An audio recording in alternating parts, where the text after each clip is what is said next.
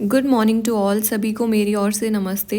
Welcome back in this new video and in today's video we will further carry on with the quiz on the Victorian period and today's video will be our part 2 video on the Victorian period.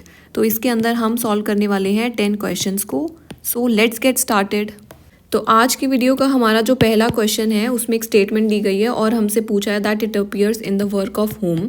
नीचे कुछ options दिए गए हैं, हम statement पढ़ेंगे पहले और उसका मीनिंग समझेंगे। स्टेटमेंट क्या है हमारी, that knowledge comes but wisdom lingers. का मतलब क्या हो गया कि जो नॉलेज है ना, आप उसको एफर्ट्स करके आप उसको क्विकली एक्वायर कर सकते हो, लेकिन जो विजडम होती है दैट रिक्वायर्स एक्सपीरियंस।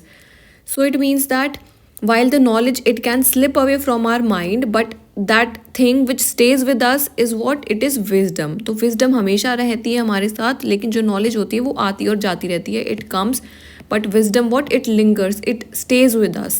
और इसकी जो complete lines है ना वो है कि that knowledge comes but wisdom lingers and I linger on the shore and the individuals withers and the world is more and more। Now I will tell you the name of the poem कि जहाँ से लिया गया है and you tell me that that poem is written by whom। Poem का नाम है हमारा लॉक्सली हॉल। तो Locksley Hall is the poem जहाँ से ये लाइंस ली गई हैं। And now you tell me कि जो लॉक्सली हॉल पोएम है वो किन्होंने लिखी है। क्या वो शेक्सपियर ने लिखी है, या फिर वो जॉन मिल्टन ने, या फिर विलियम वर्ड्सवर्थ, और it is Alfred Lord Tennyson. इसका हमारा जो करेक्ट आंसर है वो है Alfred Lord Tennyson. So remember that Alfred Lord Tennyson is the one who has written the poem Locksley Hall. और उसमें से क्या लाइन ली गई है, that knowledge comes but wisdom lingers. जो लॉक्सली होल है इस पोएम में क्या डिस्कस किया गया है, that it narrates the emotions of a rejected sweater. एक इंसान था जिसको पहले शादी के लिए रिजेक्ट कर दिया गया था, लेकिन अब वो अपने घर वापस आता है। उसके घर का क्या नाम है, लॉक्सली होल। और वहाँ पे वो आकर के अपनी उसको बचपन की यादें उसकी ताज़ा हो जाती हैं। तो इस पोएम में ये सब दिखाया गया है लॉक्सली होल में कि यंग लाइफ कैसी है, क्या डिफ़िकल्टीज़ हैं, क्या आपको चाहिए है, मैरिज के बारे में बात की है। So all this is the subject matter in the poem Locksley Hole, which is written by Alfred Lord Tennyson। Coming on to the second question। Second question में हमसे पूछ रहे हैं कि यहाँ पर statement दी गई है and they are asking that who is the author of the above lines। Lines है हमारी that it is better to have loved and lost than to have never loved at all। ये जो lines है, these lines are taken from the poem In Memoriam। In Memoriam AHH। AHH की full form क्या थी, Arthur Henry Hallam. तो this is an elegy which is written by Alfred Lord Tennyson. तो Alfred Lord Tennyson is the correct answer. तो इन्होंने एक elegy लिखी है that is titled as In Memoriam AHH। AHH Arthur Henry Hallam, जो कि उनके फ्रेंड थे, जो उनको कहाँ पर मिले थे, Trinity College. So they met in the Trinity College. अब उनकी डेथ हो जाती है और उनके मरने के बाद टेनिसन राइट्स इन मेमोरियम, और उसमें से लाइन्स ली गई हैं that it is better to have loved and lost than to never loved at all. Coming on to the third question, they are asking that the Battle of Balachva in the Crimean War finds its reference in which of the following poems। तो they are asking कि Battle of Balachva जो है Crimean war पे ऊपर based है, तो इस चीज़ का इस एपिसोड का रेफरेंस कौन सी पोएम में दिया गया है। पहला हमारा ऑप्शन है crossing of the bar, passing of Arthur, charge of the light brigade और मॉड। मॉड का पूरा सबटाइटल क्या था, Maud a monodrama. Monodrama. Crimean war क्या था कि जो क्रीमियन वॉर्स थे ना, these were the wars which were fought between the Russian power and the European power. और यूरोपियन पावर में ऑटोमन एम्पायर जो था वो फाइट कर रहा था, plus the United kingdom and France. तो ये क्रीमियन वॉर है। पहला ऑप्शन क्या था हमारा, crossing the bar. Crossing the bar जो है ये पोएम है, this is an elegy which is written by Alfred Lord Tennyson. सारी की सारी ही एल्फ्रेड लॉर्ड टेनिसन की है, रिमेंबर दैट। अब जो क्रॉसिंग द बार है ना, ये एक एलिजी है और ये लाइफ और डेथ के बारे में बात करती है। फिर पासिंग ऑफ अर्थर है, जो पासिंग ऑफ अर्थर है ये लिया गया है हमारा आइडियल्स ऑफ द किंग, जो कि एक 12 नैरेटिव पार्ट्स हैं उसके अंदर, which is a poem written by Alfred Lord Tennyson again. तो पहला ऑप्शन तो नहीं हो जाएगा हमारा आंसर, पासिंग ऑफ अर्थर नहीं होगा, क्योंकि इसमें जो अर्थर का लेजेंड है उसके बारे में बात करी गई है। तो there is nothing about the Crimean war. Now Charlie option क्या है हमारा, charge of the light brigade, and this is the correct answer. Dealt option है हमारा मॉड अ मोनोड्रामा। मॉड जो है ये एक रोमांटिक पोएम थी and it talks about the love between mod, और मॉड है जो उसका एक लवर है, उन दोनों के बीच में जो रोमांस चल रहा है तो उसके बारे में इसमें है। तो ये भी आंसर नहीं हो जाएगा। आंसर हमारा क्लियर कट हो गया कि charge of the light brigade. Now remember that this is a poem written by Alfred Lord Tennyson which talks about the Crimean War, and this is really very important for you to remember. Yeah, fourth question of today's video. Who informed King Arthur of the Queen's unfaithfulness to him in the poem of Tennyson? तो now they are asking कि एक poem लिखी है, पहले तो हम नाम जानेंगे कि पोएम का नाम क्या है. The name of the poem is ideals of the King. Idylls of the king. Idols of the King is a poem which is written by Alfred Lord Tennyson, and this talks about the King Arthur. King Arthur का जो एक legend है, बहुत ही famous एक king अर्थर होते थे Britain में इन the old edges, तो उनके बारे में बात करी गई है इसमें. किंग जो है हमारे किंग अर्थर हो गई. नाउ दे आर आस्किंग कि जो किंग अर्थर है ना, इस पोएम में होता क्या है एक्चुअली में. जो किंग अर्थर होता है वो बेट्रे कर दिया जाता है. जो उसकी वाइफ होती है Guinevere, she had a love affair with some other person, other knight. तो वो पूछ रहे हैं कि अब किंग अर्थर को ऑफ द क्वींस अनफेथफुलनेस, जो क्वीन की जो अनफेथफुलनेस थी उसके बारे में किंग अर्थर को किन्होंने बताया in the poem of the Tennyson. तो these are the following options, और इनमें से पूछ रहे हैं कि इनमें से किन्होंने बताया किंग अर्थर को कि जा करके कि आपकी जो वाइफ है she is having an affair. So the correct answer of this question is the king's nephew Modred. Important question है एंड लर्न इट. जो किंग है ना उसका एक नेफ्यू होता है Modred, and this is the person who tells King Arthur about the affair of the queen, and he is only the one who at the end of the poem kills the king. Coming on to the fifth question, इसमें पूछ रहे हैं कि जो queen गुनिवर है is a character in the poem of Tennyson. What is the name of the poem? अब ये बहुत इजी क्वेश्चन हो जाएगा क्योंकि इससे पहले हमने मुश्किल क्वेश्चन को डिस्कस कर चुके हैं, तो ये बहुत इजी क्वेश्चन है. क्वीन गुनिवर कौन है? क्वीन गुनिवर वही है who was having an affair with other person. And now you have to tell the name of the poem कि जिस पोएम में जो गुनिवर है queen, she is being there. पहला ऑप्शन हो गया हमारा मॉड. मॉड का पूरा टाइटल था मॉड अ मोनोड्रामा. मोनोड्रामा जो कि लव स्टोरी थी, रोमांटिक स्टोरी है, पोएम है. सेकेंड ऑप्शन हो गया Crossing the bar. Crossing the Bar is an elegy which talks about life plus death. तो लाइफ और डेथ के बारे में बात करी है. Charlie option is passing of Arthur. Passing of Arthur क्या था? It is taken from the Idylls of the King. जो आइडल्स ऑफ द किंग है मैंने अभी बताया कि that it is divided into 12 parts, और उनमें से एक जो पार्ट है ना उसकी जो हेडिंग है that is passing of Arthur which talks about the legend of Arthur. In Memoriam is an elegy which is written in memory of AHH. AHH, who was AHH? AHH was the friend of Alfred Lord Tennyson, and they both studied together in the Trinity College, which is under the Cambridge University, located in United Kingdom. तो now you tell me कि correct answer तो बहुत easy है. The correct answer here is Passing of Arthur. So Passing of Arthur is the poem in which there is a character Queen Guinevere. अगले question पे आते हैं. They are asking that Tennyson's lifelong ideal is expressed in. So what they want to know is कि जो Tennyson है ना वो अपनी बायोग्राफिकल डिटेल्स कौन सी पोएम में दे रहे हैं, यानी कि वो अपने बारे में कौन सी पोएम में बता रहे हैं. तो हमने जितनी भी पोएम्स पढ़ी थी टेनिसन की, हमें पता है कि वो खुद रिवील नहीं करते अपने बारे में, और उनका कुछ भी कैरेक्टर हमें पोएम्स के थ्रू विजिबल नहीं होता है. तो now you have to tell कि which of the following poems has some biographical aspects of the Alfred Lord Tennyson.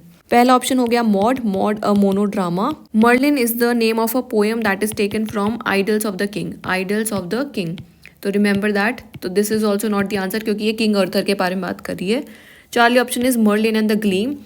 I don't know whether this is the correct answer और not. And Delta option is the Princess. The Princess की story हमने देखी थी कि एक इसमें princess होती है, she advocates and she fights for the rights of education to women, और एक स्कूल बनाती हैं जिसमें कि सिर्फ सारी की सारी महिलाएं हैं और उनको शिक्षित किया जाएगा. So the Princess. तो this is also not the correct answer. तो हमारा जो करेक्ट आंसर हो गया through the use of elimination technique is Merlin and the Gleam. If you don't know the name of the poem तो अभी तो खैर याद कर लो, but in the exam you can eliminate if you know the details of other poems. और यहाँ पर मैंने कुछ लाइन्स लिखी हैं of the Merlin and the gleam. O young mariner, you from the heaven under the sea cliff, you that are watching the grey magician with eyes of wonder, I am Merlin and I am dying, I am Merlin who follows the gleam. तो Merlin and the gleam में क्या है कि Merlin जो character है is talking to a mariner, और उसके through वो अपनी स्टोरी बताते हैं, अपनी बायोग्राफी बताते हैं. कौन? Alfred Lord Tennyson. And remember that this is a dramatic monologue. तो ये एक ड्रामेटिक मोनोलॉग है इसमें कि एक कैरेक्टर अपने बारे में बता रहे हैं. सेवेंथ क्वेश्चन देखते हैं. Who asserted that. यहाँ पर कुछ स्टेटमेंट्स दी गई हैं और हमसे पूछा है कि ये बात किन्होंने बोली है. Let us read the lines first. There remains more faith in honest doubt, believe me in that half of the creeds. तो there remains more faith in honest doubt, believe me then in half the creeds. Creeds का what is the meaning of creeds? Creeds का मतलब होता है the set of beliefs that we have. कुछ principles होते हैं, कुछ बिलीव्स होते हैं सोसाइटी के, तो उसका मतलब होता है creeds. And these lines are taken from the poem in memoriam of AHH. And this is really very easy. Now you can tell me कि in memoriam AHH poem is written by whom?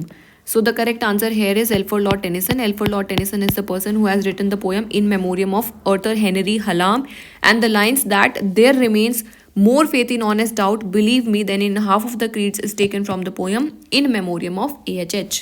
Alexander Pope, you all know Alexander Pope. Wordsworth का भी पता है, lyrical ballads published in the year 1798, and Robert Browning जो कि एक great Victorian poet हैं. Next question में they are asking that what is the message of Tennyson's poetry. तो जो टेनिसन्स की जो पोएम्स है ना, उनका मैसेज क्या रहता है? What do they talk about? Is it optimism that they talk about? Optimism का क्या मीनिंग होता है? Being optimistic. ऑप्टिमिस्टिक मतलब पॉजिटिव एटीट्यूड. सेकेंड ऑप्शन बोलता है कि फेथ एंड ट्रस्ट के बारे में बात कर रहा है. चार्ली ऑप्शन बोलता है कि pessimism. Pessimism is the opposite of optimism. Pessimistic attitude मतलब कि नेगेटिव एटीट्यूड रखना. एंड फ्रस्ट्रेशन, तो फ्रस्ट्रेशन का मीनिंग तो पता ही है आप लोगों को. अगर अब देखा जाए तो पेसिमिज्म की तो थीम्स नहीं ले रहे हैं Tennyson, and he has an optimistic outlook. Frustration भी नहीं दिखा रहे in the poems. So the correct answer of this question is faith and trust. तो जो टेनिसन्स की जो पोएट्री है ना, if you will read those poems then you will come to know कि जो टेनिसन्स की पोएट्री है, it talks about the faith and the trust. 9th question पे आते हैं. They are asking that in the passing of Arthur the name of one knight of the round table who was alive is. तो जो the passing of Arthur है, this is the poem under that is titled as Idylls of the King. Idylls of the King. तो इस poem का एक जो part है वो है हमारा द पासिंग ऑफ अर्थर. तो वो पूछ रहे हैं कि the name of the night. Night कौन होते हैं? Soldiers. Okay, night. The round table, एक राउंड टेबल होता था, तो उसके अक्रॉस नाइट्स बैठते थे, सोल्जर्स बैठते थे, जो कि किंग अर्थर के थे. ये पूछ रहे हैं कि जो पोएम है ना द पासिंग ऑफ अर्थर, उसके अंदर जितने भी नाइट्स होते हैं वो सारे मर जाते हैं एक्सेप्ट वन. तो they are asking that who was the knight who was alive by the end of the poem. So the correct answer of this question is Bedivere. Bedivere is the knight who was alive and he is the one who is narrating the poem. और यही बता रहे हैं हमारी story king अर्थर की. तो remember this is really very very important, और इसको अभी याद रखना है और इसको परमानेंटली आप लोगों को याद रखना है that Bedivere is the knight who was alive. और बाकी के जो ये 3 नाइट्स दे रखे हैं, they are also the knights. Knights के ही नाम है, और they all died by the end of the poem. And remember that Lancelot जो नाइट था ना, he is the one who is having affair with Guinevere. Guinevere कौन थी? Guinevere is the queen of King Arthur. Coming on to the last question of today's video. This is really very very very important poem, और इसके बारे में ना अभी मैं detail discussion भी करने वाली हूँ. Ideals of the king poem began इन 1842. तो 1842 में टेनिसन ने ये पोएम लिखना स्टार्ट कर दिया था विद द पोएम मॉर्टे दी अर्थर. अब जो मॉर्टे दी अर्थर है ना, इसका क्या मतलब होता है? Morte d'Arthur is death of King Arthur which was written by Thomas Malory. तो थॉमस मेलोरी की जो मॉर्टे दी अर्थर है, उसको पढ़ने के बाद टेनिसन ने आइडल्स ऑफ द किंग लिखी, और वो भी किंग अर्थर के बारे में बात करती है. Now they are asking that which is the last poem of the Idylls. तो जो आइडल्स ऑफ द किंग है ना, उसकी लास्ट पोएम कौन सी है? All of you sit attentively, क्योंकि थोड़ा सा कॉम्प्लेक्स आइडिया है तो इसको अच्छे से समझना है. यहाँ पर वो पूछ रहे हैं कि लास्ट पोएम कौन सी है of the Idylls of the king. लेकिन ये जो क्वेश्चन है ना, ये हमसे पूछ रहा है पब्लिश्ड लास्ट पोएम कौन सी है. ओके, कि कौन सी पोएम इनमें से सबसे आखिरी में पब्लिश करी गई थी. So the correct answer here is Balin and Balan. ये दोनों नाइट्स के नाम हैं, और this is the poem which was published last in the sequence of the Idylls of the King. और बाकी जो 2 ऑप्शंस हैं, these are also the name of the knights. No need to remember that much, but remember कि Merlin है और Enid है. तो Enid and Merlin, ये दोनों नाम थोड़ा सा सबकॉन्शियस माइंड में रखना.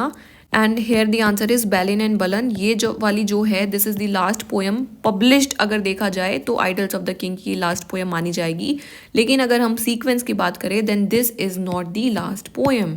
जो आइडल्स ऑफ द किंग है ना, इसकी कुछ इंपॉर्टेंट बातें याद रखनी है. First thing that this is a poem which is written in blank verse. Blank verse में लिखी गई है. What is the meaning of blank verse? Blank verse मतलब होता है कि एक मीटर है, metre is there but there is no rhyme, यानी कि अनराइम्ड मीटर को हम बोलते हैं ब्लैंक वर्स. तो ये ब्लैंक वर्स में लिखी गई है, and it is divided into 12 parts. तो ये 12 पार्ट्स में डिवाइडेड है। तो आपसे पूछा जा सकता है कि इसका फर्स्ट पार्ट क्या है and what is the last part of that, what is the 12th part, last part क्या है। इन इन्फॉर्मेशन इसमें मैंने बता दी थी कि that it is divided into 12 parts and it is taken from Le Morte d'Arthur. Le Morte d'Arthur, this is a work which is written by Thomas Malory. तो Thomas Malory is the person who has written this. तो ये है ना, जो ये work है, this work becomes the basis for the poem Idylls of the king. Now see here कि जो फर्स्ट पार्ट है वो है हमारा the coming of King Arthur. The coming of Arthur easy है, ईजी टू रिमेंबर, पहले तो किंग अर्थर आएंगे ना। तो यहाँ पर बीच में various other parts are given and the last part is To the Queen. और टू द क्वीन से पहले का जो पार्ट है ना, that is the passing of King Arthur. Passing of King Arthur का मतलब है कि the death of the King Arthur. जो लास्ट का जो पार्ट है To the Queen, this means that कि ये जो पोएम है, हमें पता है कि जो एल्फ्रेड लॉर्ड टेनिसन है, he became the poet laureate in the year 1850 after the death of William Wordsworth. तो जब विलियम वर्ड्सवर्थ की डेथ हो जाती है 1850 में, तो एल्फ्रेड लॉर्ड टेनिसन है वो क्या बनते हैं, वो हमारे बनते हैं पोएट लॉरेट। अब वो पोएट लॉरेट बन गए हैं तो वो क्वीन को तो प्रसन्न करेंगे ना, he has to make the king and queens happy. तो therefore he is writing this poem. और जो लास्ट पार्ट है वो टू द क्वीन है। ये क्वीन हमारी कौन है, दिस इज क्वीन विक्टोरिया, जिनके नाम के ऊपर हमारी विक्टोरियन एज का नाम रखा गया है। और जो क्वीन विक्टोरियन है ना, उनके जो हस्बैंड थे, he died, so the king he died. So by writing this to the queen he is paying tribute to the queen Victoria and the king. Now remember that if they are asking कि last poem कौन सी है, तो पता होना चाहिए कि to the queen है। अगर पब्लिकेशन ऑर्डर में पूछ रहे हैं कि लास्ट पोएम कौन सी है, तो वो हमारी बैलिन एंड बलन है। These all are divided into 4 books. पहली बुक का नाम है Enid, Vivien, Elaine and Guinevere. These are the name of the 4 books. Thank you to all. I hope all these 10 questions are clear to you all. If you have any doubts then please ask me in the comment section. और आखिरी में आज मैं आप लोगों से ये coat एक शेयर करना चाहती हूँ, that is you can have 1000 problems in your life until you have a health problem, then you only have a one problem.